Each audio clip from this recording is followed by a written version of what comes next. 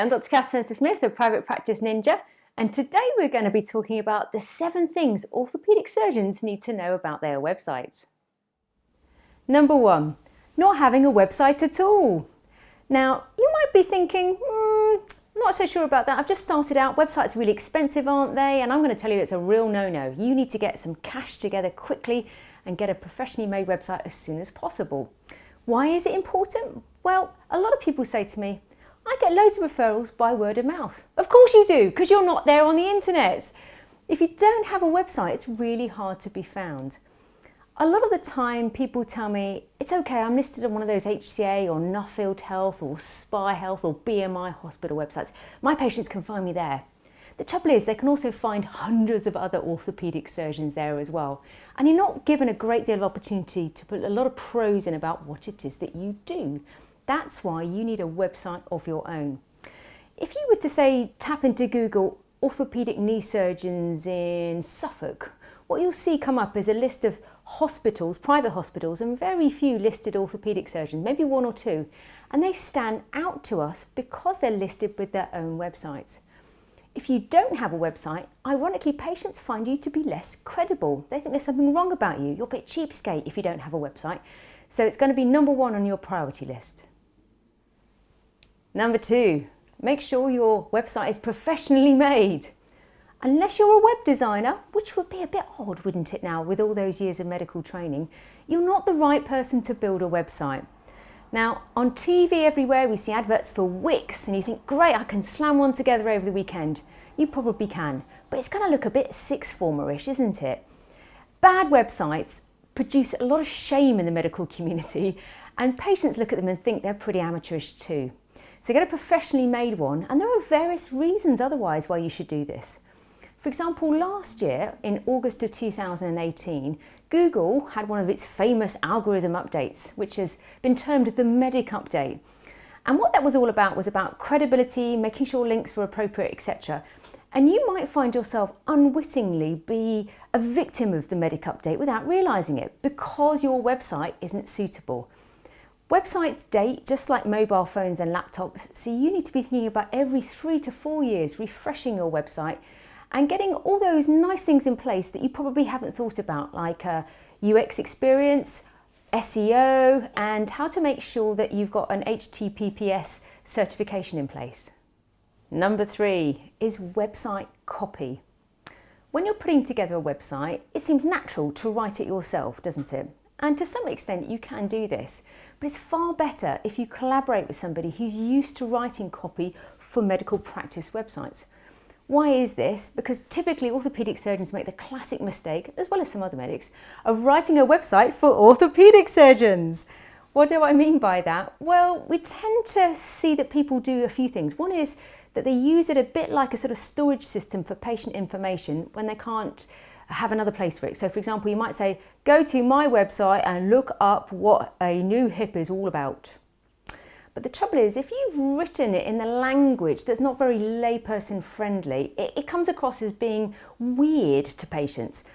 For example, nobody really gives a fig about the intricate surgical and anatomical findings you might have at hip arthroscopy that includes word like cotyloid fossa. Patients don't bloody care. They want to know that you're going to fix their hip so they can get back to running. A person who's used to writing medical copy will get somewhere in the middle between the sort of techie medical words and what the patient wants to hear.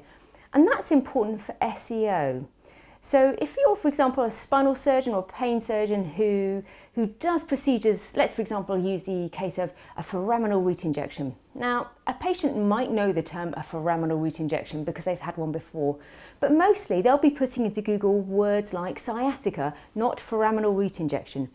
So if you work with a good copy editor, they can help make sure that you're getting the right keywords in place so that patients actually find you. Number 4, the About page. This is where everyone gets it wrong. It's rare to get it right. Here's the trick. The About page isn't about you. It's about the patient. So what do we tend to do on the About page? We tend to list this giant smorgasbord of qualifications we've had and stuff we've done before. That's not what the patient wants to read. Here's a classic example. It's a real life example of stuff you can find out on the internet. So Dr. X was recently invited to be one of 24 international experts from 16 countries who were invited to consent on a naming session for hip and groin pain.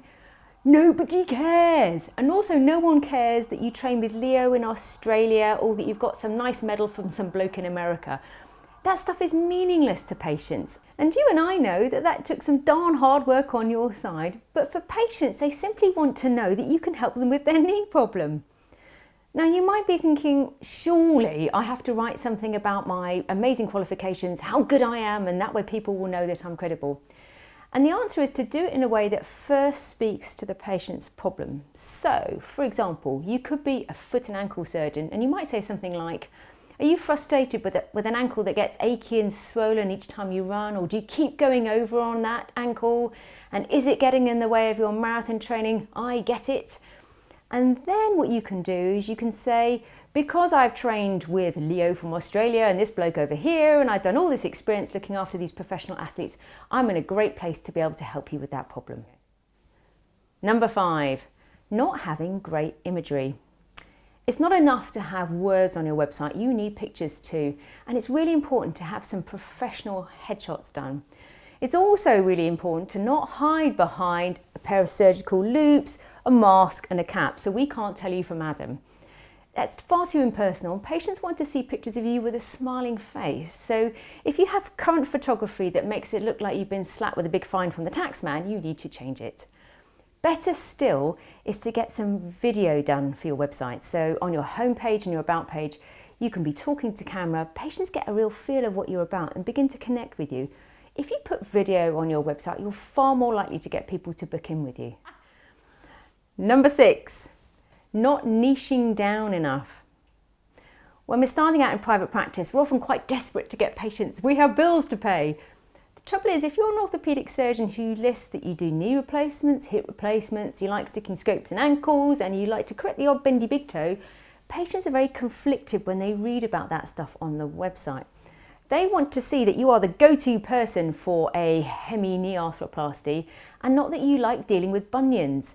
So make sure you're very clear on what your niche area is, otherwise it comes across as a jack of all trades situation. And number 7, the final crime, is not adding content to your website. Your website's not an inert thing lying flabbily there on the internet. It needs to be your number 1 marketing tool. And the way that you make it work for you is to add regular content to it. So what does that mean? It means adding vlogs and blogs and things like that. If you don't do this, what happens is that your website creeps down, gently sliding down Google's algorithm, and there you are, you're kind of lost at the bottom amongst everyone else's website. So the website copy that you produce needs to be on a regular basis, a consistent basis. And what does that really mean? Well, it may mean talking to various problems. It means planning out and being strategic in your marketing and what you put on your website. And there's loads of seasonal things you can do all year round to get started. So for example, at the moment we're in marathon season, then it's going to be tennis, and then before we know it, we're back to ski again. So you can write about all that kind of stuff as an orthopaedic surgeon. So it's really important that you don't just set and forget your website, but you get your web designer to teach you how to add blogs and vlogs and how to connect that up with social media in the background.